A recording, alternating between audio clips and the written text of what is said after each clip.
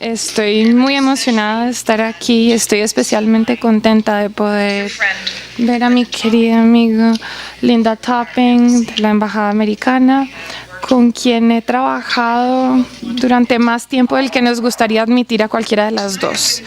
Esta noche voy a hablar con ustedes sobre mi libro Secret History of the War on Cancer, la historia secreta de la guerra contra el cáncer. Entonces, ¿cuál es el secreto? El secreto es que hemos estado luchando la guerra equivocada con las armas equivocadas, porque hemos estado luchando contra la enfermedad y no contra las cosas que la causan. Y para mí es un gran privilegio poder conocerlo a usted, doctor Hoyas, porque usted también ha entendido a nivel personal, al igual que yo, habiendo perdido a ambos padres a costas del cáncer, que el mejor enfoque que se puede tener ante esta enfermedad en nuestra sociedad hoy en día es la prevención. Y esta noche les voy a mostrar por qué sé que lo podemos prevenir. En este libro que escribí, me tomó más o menos 20 años escribirlo. Es un tema difícil de tratar, pero en cierta manera el mensaje es muy sencillo. Si ustedes quieren que el futuro sea diferente al pasado, hay que estudiar el pasado. Entonces, primero que todo, les voy a mostrar algunas de las cosas que aprendí a medida que analicé la investigación del cáncer, y la verdad es que quedé muy impactada porque el país de donde yo vengo ha establecido el contexto de por qué yo no debería sorprenderme tanto. Esta es una imagen de mi pueblo natal. ¿Cuántos de ustedes conocen el pueblo de Donora, Pensilvania? Bueno, la hija de Linda trabajó conmigo escribiendo este libro sobre Donora, pero aparte de ella, bueno. Entonces, Donora, Pensilvania, el pueblo donde yo crecí, era el tipo de pueblo donde el sol no salía durante varios días seguidos y la gente decía que el pueblo olía a plata, a dinero. Olía a dinero. Porque si había humo en el pueblo, quería decir que la gente tenía trabajo. Esta es una foto de las colinas donde yo jugaba de niña. No crecía ningún tipo de vegetación en las colinas, entonces de niño era buenísimo porque uno se podía rodar por las laderas. Este es el cementerio en donde cuando llovía se salían los ataúdes del piso porque como no crecía pasto en esas tierras. Nosotros solíamos jugar afuera y lo llamábamos la enfermedad de Donora. ¿Saben cuando a ustedes les salen eruptivas en la cara? A uno le quedaban unos punticos negros en la cara y le decíamos la eruptiva de Donora y la llamábamos así porque cuando uno salía a jugar le salían puntos negros por el hollín en la cara. Esta es una imagen de mi pueblo al mediodía. Imagínense, esto es al mediodía, Pittsburgh, Pennsylvania. Entonces ellos quemaban mucho carbón. Y la buena noticia para Colombia es que ustedes no están quemando tanto carbón como nosotros, utilizan mucho energía hídrica. Pero en donde yo crecí, la gente no entendía que la polución podía ser muy peligrosa. Yo era niña y en 1948, en un periodo de 5 días, 20 personas murieron en mi pueblo. Cayeron muertas de la nada por la polución que había en el aire. Una combinación muy especial de vapores de una planta de zinc, una siderurgia y los hornos de carbón. Y entonces todo esto combinado genera una situación que no es muy distinta a la situación que ustedes tienen en Bogotá. Uno puede lograr una inversión de la polución ambiental y cuando el aire se queda quieto, los vapores de los carros, por ejemplo, no se van, sino que se quedan ahí. Y muchas veces ustedes no pueden ver muy bien, no tienen buena visibilidad y eso también es lo que nosotros tuvimos en Donora, porque a pesar de que las colinas no eran muy altas, eran lo suficientemente altas como para generar inversión de la polución. Entonces, como pueden ver, el pueblo en el que yo crecí se convirtió en un modelo. Y muchas personas creen que fue el principio del movimiento ambiental moderno, porque nos dimos cuenta que si la gente se podía morir por la polución ambiental en un periodo de tiempo tan corto, pues había que repensar las cosas y analizar qué nos puede generar la polución a largo plazo si no nos mata inmediatamente.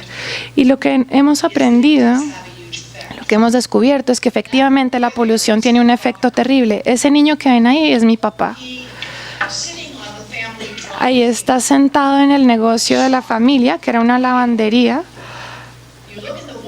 Y si miran las paredes, ven que están negras por el humo del carbón.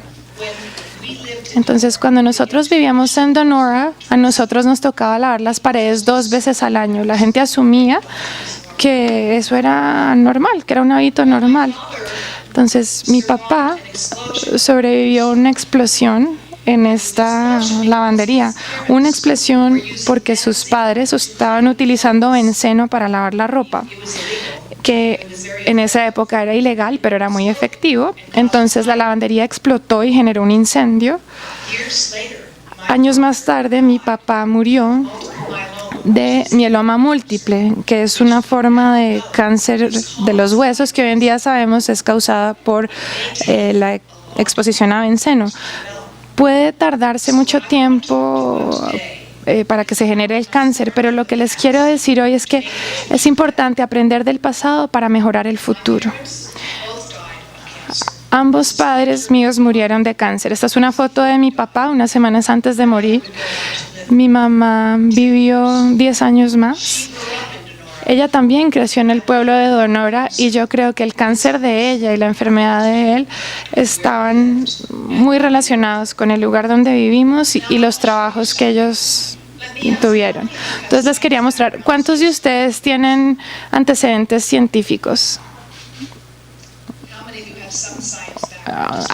Un poquito de antecedentes científicos, ¿no? Bueno, no pasa nada. Les quería mostrar algo. Entonces, estos son gemelos monocigotos. Esto quiere decir que son 2 gemelos que vienen de un mismo huevo en la concepción. Entonces, son lo más cercano a un clon en la naturaleza humana. Vienen de un mismo huevo, de un mismo óvulo que se divide en 2 y se desarrolla. Entonces, si ustedes miren los patrones que aparecen aquí, estos son patrones de metilación. No se preocupen por lo que eso quiere decir. Simplemente quiero que entiendan que esto que ven aquí expresa los cromosomas que se encuentran en el material genético de estos gemelos. Entonces, como pueden ver, son bastante cercanos, bastante similares el uno al otro. Cuando son recién nacidos o cuando son muy pequeños, el material genético es casi idéntico. Como pueden ver, en los diferentes pares de cromosomas aquí son muy similares. Entonces, como pueden ver aquí, estos dos no se parecen mucho. Estos dos se ven muy distintos, al igual que estos 2 últimos. Entonces, esta es la misma imagen, pero de gemelos 50 años después. Entonces, a la edad de 50, ya ni siquiera parece que fueran parientes el uno del otro. Entonces, cuando ustedes escuchan que el cáncer es genético, hay que hacerse la pregunta, ¿eso qué quiere decir? Pues esto es lo que quiere decir. Todo el cáncer proviene de que los genes con los cuales nacimos pierden su habilidad de suprimir el crecimiento de un cáncer o se convierten en maneras de promover el crecimiento de un cáncer. Sin embargo, el ambiente es un factor muy importante. Los genes nos dan la pistola, pero el ambiente es el que jala el gatillo. Eso es lo que nos muestra esta diapositiva.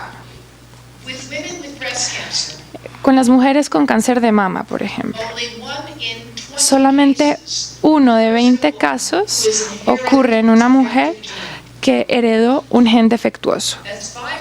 es decir, 5%. Entonces, nosotros oímos una cantidad de cosas sobre los genes y uno dice, ay, Dios mío, heredé el riesgo del cáncer. El riesgo heredado del cáncer de mama es mayor si su madre o su tía tuvieron cáncer de seno antes de los 40. Sin embargo, si su madre o su tía desarrollaron un cáncer de seno durante sus 60s o 70s, usted no heredó el riesgo de cáncer de seno. Eso quiere decir que 19 de 20 mujeres que sufren cáncer de seno nacen con genes saludables y generan la enfermedad por cosas que pasan después de nacidas, incluso la radiación. Entonces les quería mostrar una imagen muy importante. Esta imagen apareció en periódicos en todo el mundo. Fue una imagen que se tomó en 1895 por Wilhelm Röntgen. Entonces es la imagen del dedo anular de su mujer con su anillo y se volvió una sensación mundial. En el espacio de unos cuantos meses, la gente tenía fiestas de rayos X para mostrar sus esqueletos cómo se movían. Desafortunadamente nos demoramos un tiempo en darnos cuenta que los rayos X no eran un juguete y no eran un juguete para las fiestas. Este hombre era el asistente de Thomas Edison y él utilizó la radiación en sus investigaciones y se murió amputado de todos sus miembros porque desarrolló cáncer en cada uno de ellos. Entonces, en ese punto nos dimos cuenta de los peligros de la radiación. Lastimosamente, a principios del siglo siguiente, y los científicos creen que podemos utilizar cantidades menores de radiación a niveles seguros, y efectivamente en la medicina hoy en día utilizamos la radiación a niveles seguros porque lo hemos reducido a las dosis mínimas necesarias para obtener la mejor información posible. Entonces, los rayos X hoy en día tienen unas dosis de radiación mucho menores a las que tenían en el pasado. La señora Curie, la primera mujer en ganarse no solo uno, sino 2 premios Nobel, se murió de envenenamiento por radiación. Sus diarios eran demasiado tóxicos para analizarlos porque ella trabajó mucho con radiación. Entonces, los peligros de la radiación y su capacidad para causar cáncer en dosis altas se conocen desde hace más de 100 años. Yo estuve impactada al conocer cuando empecé a escribir este libro hace más de 20 años que en 1936 los científicos de cáncer del mundo viajaron de todo el mundo en trenes y aviones a Bruselas para participar en el segundo Congreso Anual Internacional contra el Cáncer. Entonces, en ese momento se llamó una campaña social o una lucha social contra el cáncer en 1936 porque los científicos entendieron en esa época, como lo dijo el doctor La Joya, si uno quiere luchar contra el cáncer, debe lidiar con las causas sociales de la enfermedad. Y me impactó ver que todas estas cosas que ven en esta diapositiva, en ese momento ya se conocían como posibles causas para el cáncer: las hormonas, la radiación de rayos X, la radiación solar, el hollín por carbón, el benceno y la explotación minera de cobalto y de uranio. Esta historia yo la cuento en mi libro. Entonces, yo quería mostrarles este trabajo muy interesante de un científico sudamericano que fue el jefe del primer Instituto Mundial de Investigación sobre el Tabaco, Ángel Rojo. No tengo ni idea, pero me encantaría saber cómo logró hacer esta investigación en Argentina. Estos dibujos que ven aquí son increíbles. Estos dibujos muestran animales con tumores en expansión en sus cabezas que resultaron de apenas 7 a 10 meses de exposición a la radiación solar en un laboratorio, es decir, a luz solar intensa en un laboratorio. Solamente 7 a 10 meses tomó obtener estas consecuencias. Y él se dio cuenta que si uno primero pintaba la cabeza de los animales con brea de carbón, uno podía aumentar el tamaño del tumor y la rapidez con la cual crecía. También puede demostrar que entre más joven era el animal, más rápido iba a crecer el tumor una vez tenía contacto con la brea. Entonces, la idea de que los niños y los animales jóvenes son más vulnerables al cáncer es algo que también se conoce desde hace más de 100 años. Entonces, tuvimos un pequeño problema cuando iniciamos la lucha contra el cáncer y esta imagen de la revista Time les cuenta un poco cuál era ese problema. El primer director de la Sociedad Americana contra el Cáncer aparece aquí a punto de prender su pipa. Su nombre era Clarence Cook Little. No voy a hablar mucho de esta persona porque él renunció a su trabajo con la Sociedad Americana contra el Cáncer para convertirse en el director de la Junta Asesora Científica para el Consejo de Investigación de la Industria del Tabaco. Ahora, en los años 30, 40 y 50 en Estados Unidos no había mucha plata para la investigación. El Consejo de Investigación de la Industria del Tabaco era una entidad muy reputada de financiación de la investigación en una época en la que no había muchos fondos para la investigación. Y financiaron investigaciones en Harvard, Oxford, Yale. También financiaron la Sociedad Americana contra el Cáncer, financiaron la Asociación Médica Americana. Entonces, el presidente Nixon declaró la guerra contra el cáncer en diciembre 23 de 1971. En mi libro yo explico que esto fue una movida estratégica y él creía que nosotros podíamos ganarle la guerra al cáncer igual que habíamos logrado llegar a la luna. Entonces él llegó con unos blancos pintados y empezó a decir que esta guerra la íbamos a ganar en 10 años.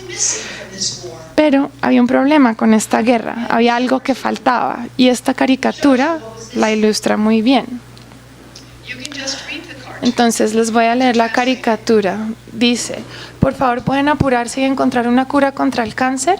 Sería mucho más fácil que invertirle a la prevención. Y las personas que están ahí paradas tienen unos letreros que dicen industrias del tabaco, industrias farmacéuticas y alimenticias.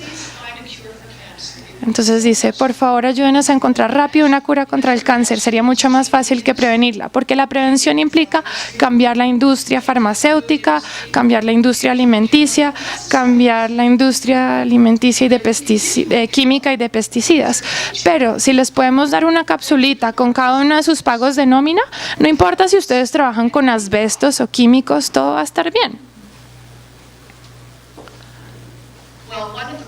Entonces, uno de los problemas era que los doctores, ellos mismos, fumaban muchísimo. Estas son propagandas de la revista de la Asociación Médica de Estados Unidos. Y estos no eran modelos, estos eran médicos de verdad. Y entonces, incluso decían que los cigarrillos Camel eran buenos para su zona T.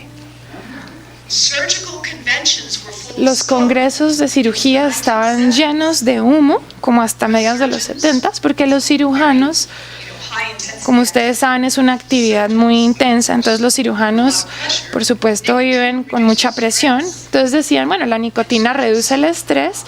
Entonces hasta esa época los cirujanos fumaban muchísimo. Una de las partes más increíbles de esta guerra contra el cáncer fue el hecho que el gobierno americano se gastó millones de dólares para producir lo que llamaron cigarrillos seguros. El director del Instituto Nacional contra el Cáncer era un tipo que se fumaba 4 cajetillas al día.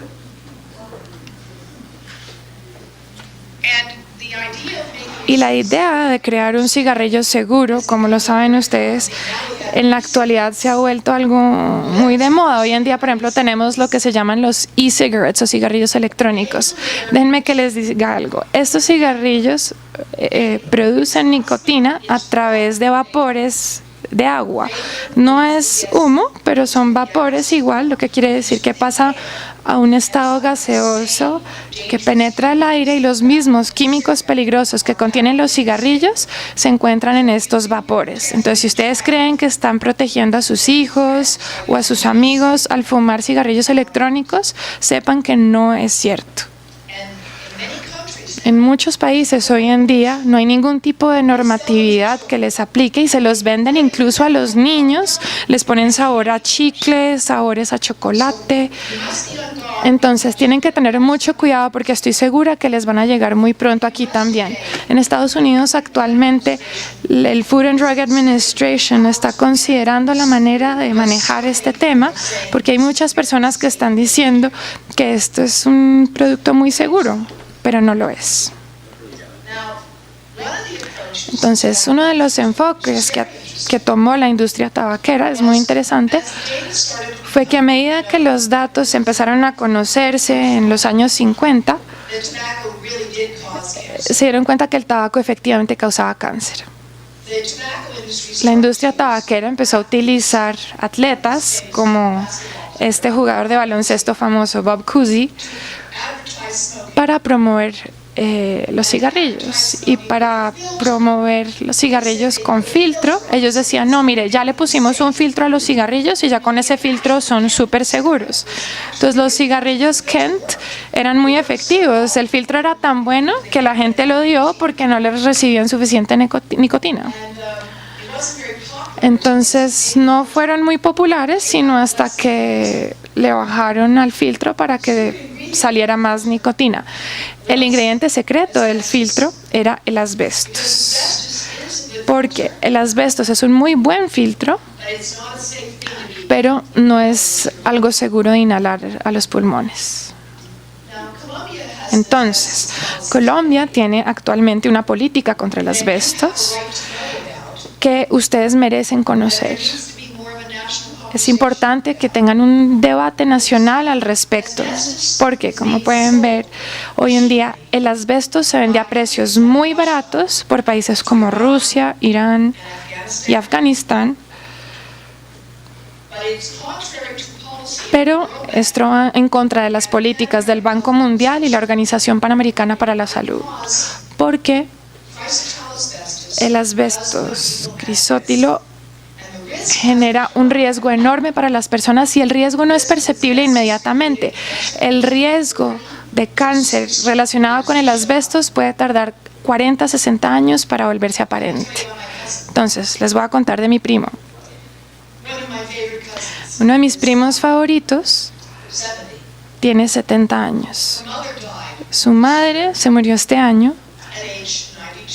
Tenía 92 años y ella y su madre ambas desarrollaron cáncer pulmonar relacionado con el asbestos que su padre traía a la casa. Entonces hay fotos de ella cuando chiquita en los brazos de su padre acariciándole la chaqueta con huellas en la chaqueta del polvo blanco generado por el asbestos que tenía su papá en la ropa. Entonces, imagínense, le tomó 60 años a ese cáncer desarrollarse en su organismo. Y esa es la cantidad de tiempo que se puede tardar. Actualmente hay 100,000 hogares de gente de bajos recursos que tienen techos hechos en asbesto. Entonces, esos techos hoy en día, pues están bien. No representan ningún inconveniente porque son nuevos. Pero es importante quitarlos y de una manera segura antes de que se empiecen a roer, porque el asbestos cuando está en un techo o en una baldosa en el piso puede ser seguro durante un cierto tiempo, pero eventualmente se va a empezar a desboronar y cuando lo empieza a hacer es muy peligroso. Por eso es que la Organización Panamericana de la Salud dice que es importante remover estos productos mientras todavía es seguro, porque si no en 40, 60 años la gente va a pagar el precio que mi prima y su madre tuvieron que pagar. Ahora quiero que vean esta imagen y miren la fecha. Entonces dice, esperanza contra el cáncer. Y este es un titular que vemos con frecuencia en todo el mundo. Pero déjenme que les diga algo.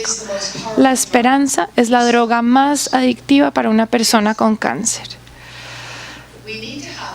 Tenemos que tener esperanza, es cierto, pero tenemos que ser más inteligentes con respecto a las cosas que esperamos. Y quería muy brevemente mostrarles un ejemplo de cómo hemos retrasado la toma de acciones. Entonces, por ejemplo, en Colombia la citología vaginal es muy importante. Y la razón por la cual es tan importante es que los cambios tempranos en la superficie del cuello uterino se pueden detectar años antes de que se desarrolle el cáncer, años antes. Y se puede remover la superficie del cuello uterino sin perjudicar la capacidad de una mujer de tener hijos. Pero si uno se espera demasiado tiempo, una mujer se puede morir de cáncer de cuello uterino. Y en Colombia hay mujeres que se están muriendo de cáncer de cuello uterino porque no están recibiendo citologías vaginales. Entonces es una herramienta básica de prevención, porque remover las células cancerígenas desde muy temprano puede prevenir el cáncer de cuello uterino. La evidencia de esto es muy interesante. La técnica se inventó o fue inventada en los años 20 por el doctor Papanicolaou. En la década de los 40, en 1942, ya habían hecho estudios que comprobaban que podían salvar vidas con este test, pero la mayoría de los países no lo implementaron sino hasta los 50. Y en Colombia y en Inglaterra se implementó mucho después, donde hoy en día sabemos que muchas mujeres han muerto de este tipo de cáncer y esas muertes se pueden prevenir. Otra causa de cáncer que también se puede prevenir es el exceso de radiación médica y de radiación del tipo equivocado, es decir, de radiación diagnóstica. Por ejemplo, cuando uno va a sacarse una radiografía, uno necesita asegurarse de que la máquina que esté siendo utilizada sea relativamente nueva y que le hayan hecho mantenimiento para la cantidad de radiación que emite. Esta información viene del 2007, cuando yo escribí el libro. La Escuela Americana de Radiología escribió una advertencia diciendo que la cantidad de radiación diagnóstica en Estados Unidos era equivalente a la radiación generada por la catástrofe de Chernóbil. Entonces, tenemos demasiada radiación diagnóstica, especialmente con los jóvenes. Si su doctor dice que le quiere sacar una radiografía a sus hijos, pregúntenle si más bien le pueden hacer un ultrasonido o un MRI. Y si la respuesta es no, pues sáquenle la radiografía. Pero siempre asegúrense de utilizar una máquina que haya sido bien calibrada y revisada por el gobierno recientemente.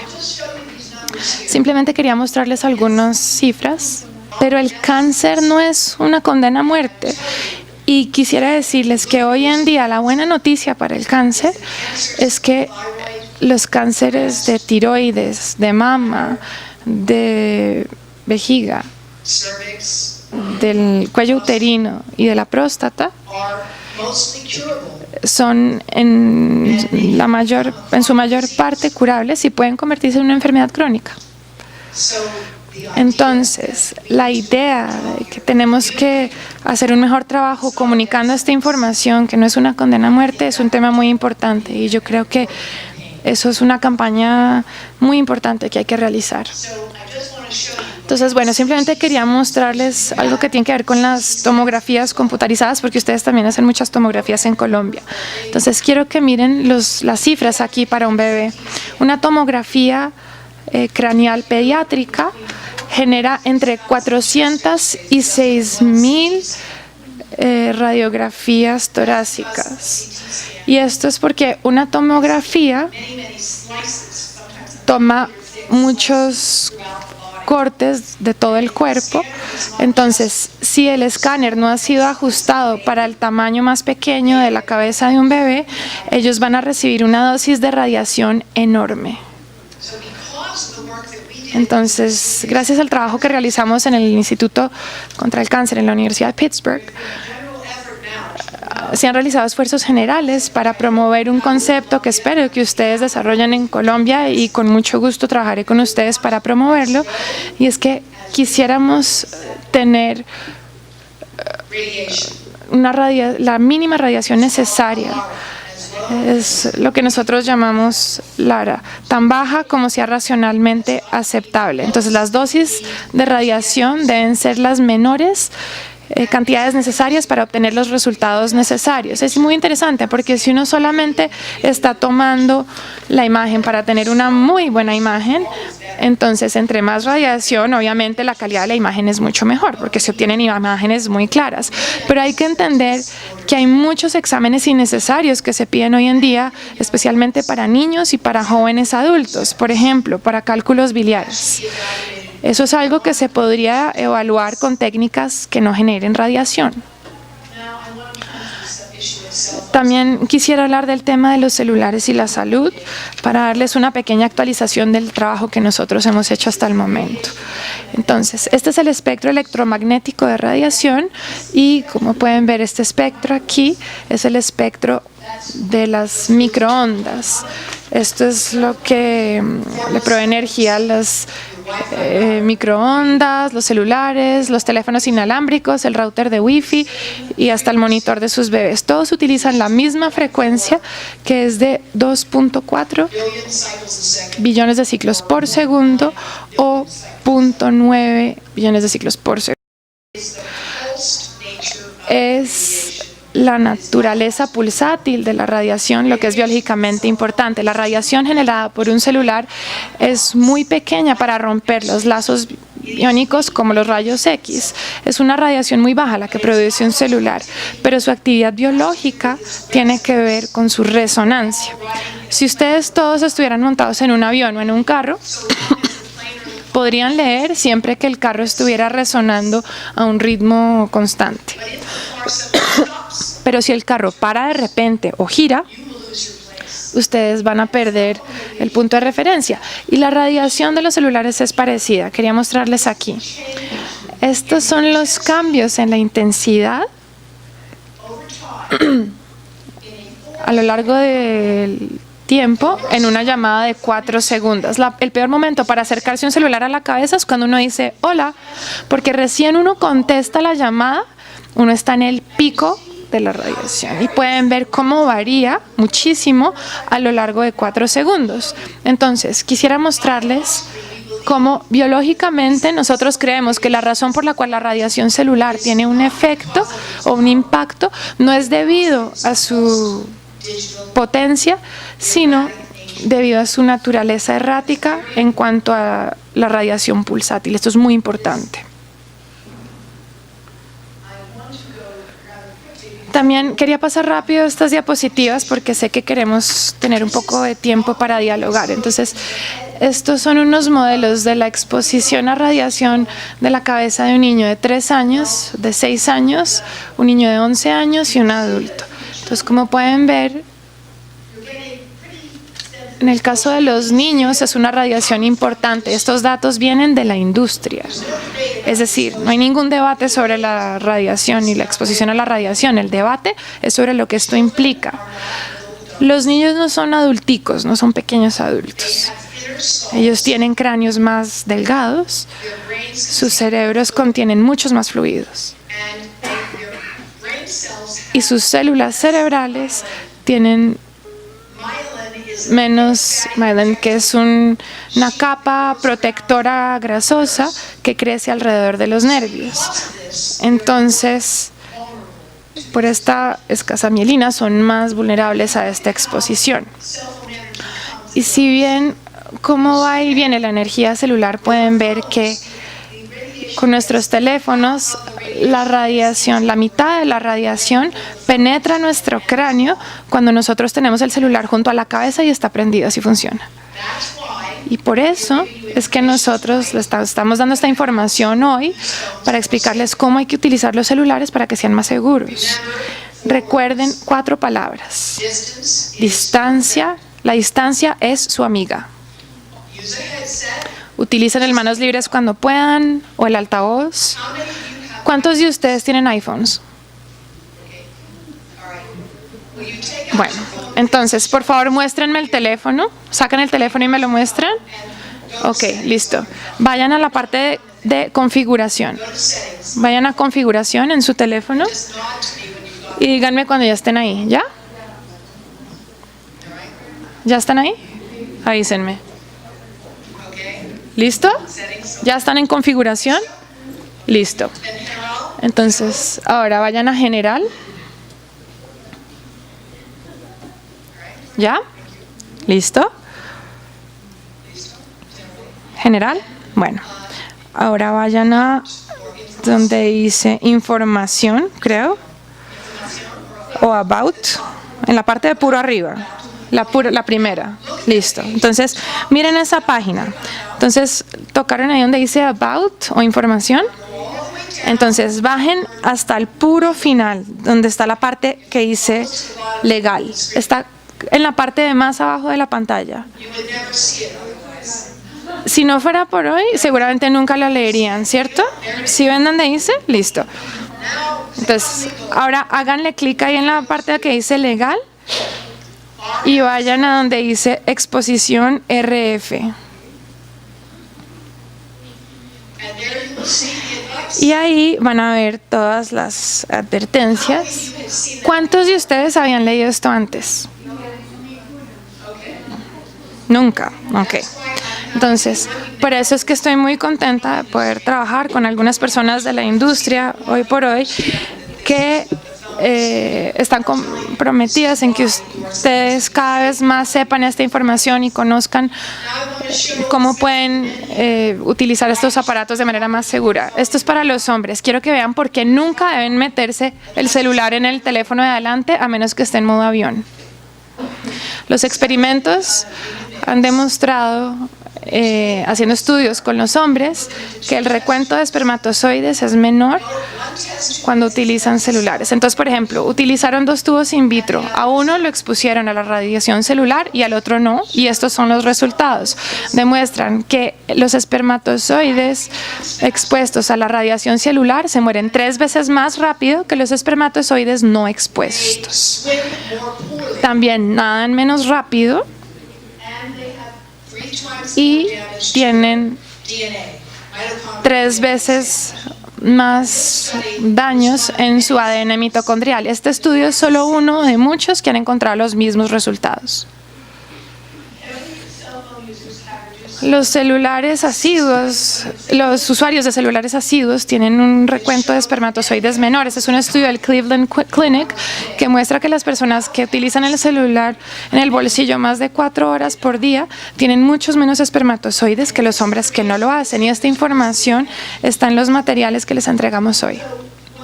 Entonces, lo que sabemos es que los celulares hoy en día los ponen a prueba con estándares de personas de 18 años, metiéndolos en un forro, en una funda, que les ponen cerca a la cabeza. Pero, por ejemplo, los teléfonos que se ponen en el bolsillo de la camisa o del pantalón pueden tener niveles de radiación que son 4 a 8 veces más altos que los que han sido probados para medir su seguridad. 4 a 8 veces más alta.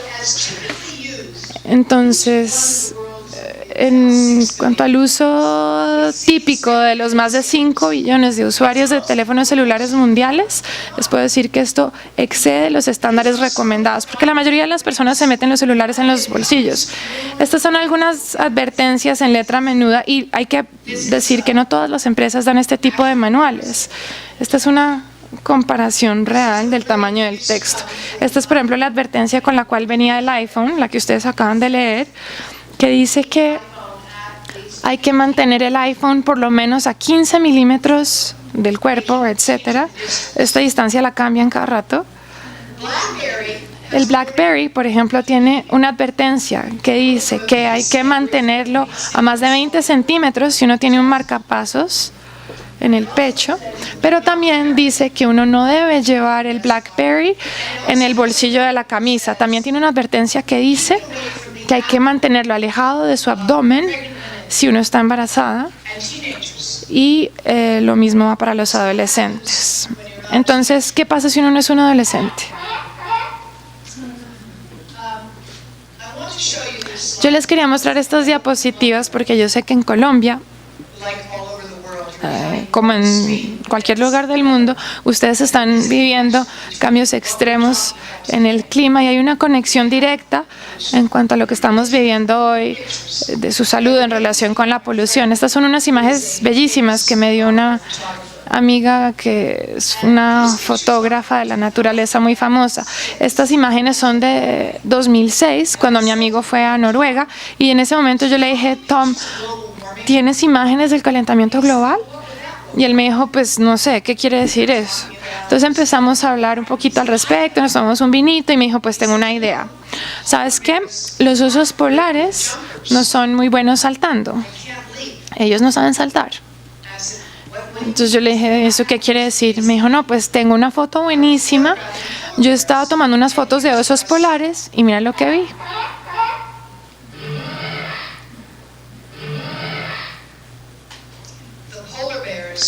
Los osos polares estaban perdiendo su habilidad de encontrar islas de hielo y estaban saltando desesperados, cosa que no están diseñados para hacer y tampoco son muy buenos nadadores. Entonces, las conexiones que hay entre estos osos polares y nosotros no son tan tenues como ustedes se imaginarían, porque ellos también están mostrando contaminantes en su grasa corporal por los pesticidas de químicos tóxicos que provienen de Colombia, suben a la atmósfera superior y se distribuyen a millas de distancia de aquí, circulando a los polos árticos y antárticos, y le llueven a los animalitos que se comen los osos polares, que se concentran en la cadena alimenticia que se come el oso polar en el Ártico. Entonces, los bebés, por ejemplo, son el último eslabón de la cadena alimenticia de los humanos. Entonces, los bebés, por ejemplo, a través de la leche materna, que tiene un alto contenido graso, absorben todos los contaminantes que desembocan en esa leche. Que la leche ha sido llamada un desecho tóxico natural. Por ejemplo, si ustedes están comiendo pescado, es importante que coman pescados pequeños o que tengan menos grasa, porque seguramente van a tener menos mercurio y menos polución. Y también es importante que reconozcan que nosotros hacemos parte de un problema de polución global, del cual el oso polar no es sino un ejemplo de muchos. También quería muy rápidamente mostrarles algunas diapositivas muy importantes y les quería preguntar una cosa. ¿Ustedes se han dado cuenta que los computadores ya no los llaman laptops, sino que los llaman tabletas? ¿Sí se han dado cuenta? Bueno, ¿quieren que les muestre por qué? Estos son algunos modelos que se han desarrollado, todos estos los ha desarrollado la industria, de personas de diferentes tamaños. Entonces, por ejemplo, es una persona un poquito menor de la persona con la cual hicieron las primeras pruebas del impacto de los celulares. Entonces, esto lo hicieron algunos colegas en Puerto Rico. Y entonces aquí pueden ver los diferentes niveles de exposición que puede sufrir una persona dependiendo de dónde sostenga su laptop y qué partes del cuerpo están siendo expuestas. Entonces pueden ver que hay mucha exposición en las manos, pero también pueden ver que su mano no tiene mucha grasa, no tiene muchos tejidos, es más que todo hueso. Entonces, así como la gente antes pensaba que a los tiburones no les daba cáncer, los tejidos que son más que todo cartílagos o óseos y que tienen muy poco tejido alrededor, pues no tienen mucha sangre y por lo tanto pensamos que no desarrollan cáncer tan fácilmente. Pero miren los niveles de exposición aquí.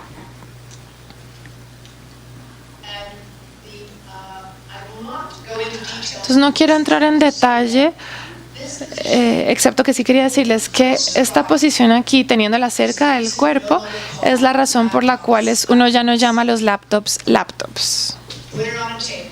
Hay que ponerlas en una mesa. Se llaman tablets porque vienen del inglés table, que quiere decir mesa. Esa es la razón por la cual cambió su nombre.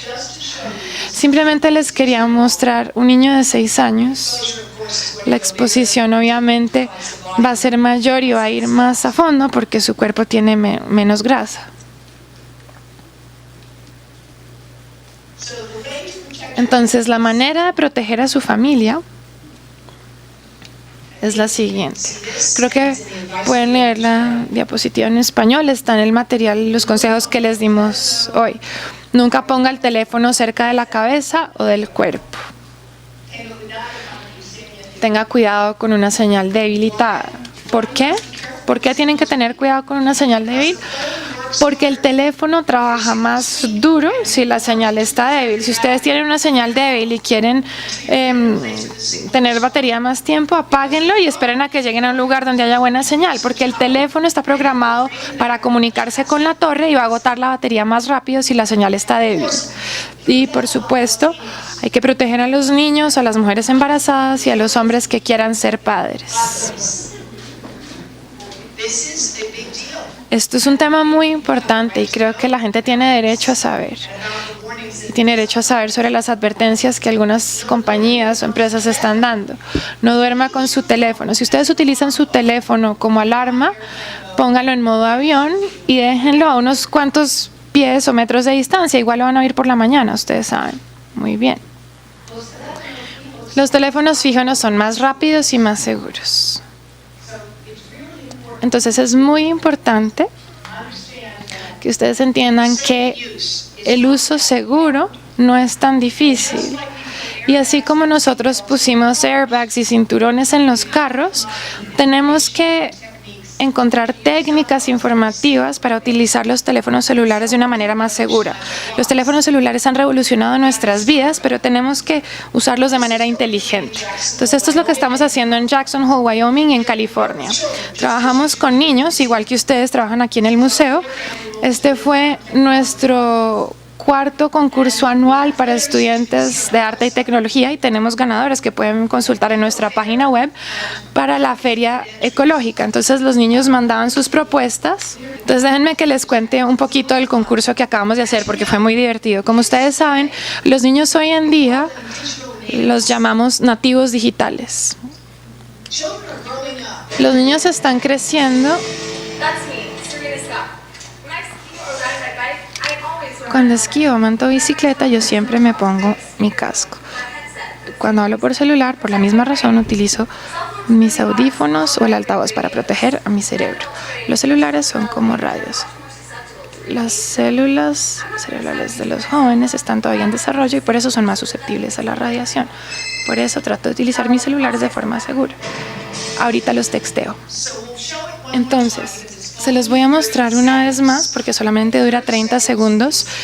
Entonces estos niños metieron muchísima información en 30 segundos de video y es información muy valiosa. Entonces los quiero mostrar una vez más. Esa soy yo, Serena Scott. Cuando esquío o monto bicicleta siempre me pongo un casco. Cuando hablo en el celular utilizo el altavoz o los manos libres por la misma razón, para proteger mi cerebro. Los celulares son como pequeños radios microondas. Las células celulares de los jóvenes todavía están en desarrollo y por lo tanto son más susceptibles a la radiación. Quiero utilizar mi celular, pero de una forma segura para que nada se interponga en el desarrollo. Más tarde los texteo. Entonces esa es una de las cosas que nosotros hacemos para utilizar los medios y comunicarnos con los jóvenes. Si quisiéramos trabajar con ustedes para realizar un concurso similar con los jóvenes. Aquí en Colombia, este año uno de nuestros ganadores estaba en sexto, séptimo, tenía 13 años. Quería mostrarles, o más bien compartir con ustedes, dos conclusiones finales. Esta es una estatua del campo de concentración en Dachau. Está en una pequeña esquina y no es algo que la gente note con mucha facilidad. Tiene una pequeña inscripción que dice: para honrar a los muertos, para servirle de advertencia a los vivos. Dice eso en alemán. Entonces dice: honramos a los muertos para servirle de advertencia a los vivos. Y las historias que yo cuento en mis libros efectivamente son para honrar a los muertos, a mis padres y muchos otros que crecieron en una época de muchísima polución y no tuvieron la suerte de tener buenos servicios de salud, buena nutrición, o que simplemente sufrieron exposición a la radiación que no pudieron evitar. El cáncer es una enfermedad que podemos prevenir y lo sabemos por el trabajo que les mostré hoy aquí. Solamente 1 de 20 casos de la mayoría de formas de cáncer ocurren porque ustedes heredaron un defecto genético. Entonces, lo que tenemos que hacer, trabajando juntos, es encontrar una manera de prevenir el cáncer de manera más masiva, y estoy ansiosa por trabajar con ustedes a ese respecto. Y los dejo con esta reflexión de Albert Einstein. El mundo no es peligroso por aquellos que le hacen daño, sino por aquellos que son testigos de ese daño sin hacer nada al respecto. Muchas gracias.